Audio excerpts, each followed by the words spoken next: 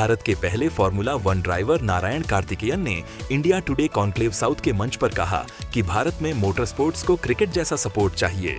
कार्तिकेयन ने कहा कि मोटर स्पोर्ट्स बहुत महंगा खेल है जो आम लोगों की पहुंच से बाहर है। गो कार्ट जैसी बेसिक चीजें भी विदेश से मंगानी पड़ती हैं और टैक्स लगने से ये और महंगा हो जाता है। कार्तिकेयन बोले, भारत क्रिकेट में इसलिए आगे है क्योंकि यहाँ सालों से उसका मजबूत इंफ्रास्ट्रक्चर है।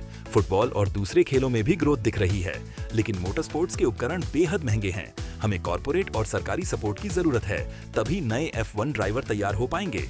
उन्होंने याद दिलाया कि 2011 से 2013 तक भारत में इंडियन ग्रां प्री आयोजित हुई थी, लेकिन वो बंद हो गई। उनका मानना है कि शायद उस समय भारत इस खेल के लिए तैयार नहीं था। हालांकि अब हालात बदल रहे हैं। माता पिता बच्चों को फॉर्मूला 1 की फिल्में और डॉक्यूमेंट्री दिखाकर इंस्पायर कर रहे हैं। कार्तिकेयन ने 2005 में जॉर्डन F1 टीम से करार किया था और पहले भारतीय F1 ड्राइवर बने। बाद में उन्होंने स्पाइकर फोर्स इंडिया टीम को ज्वाइन किया और पोस्टर बॉय बने।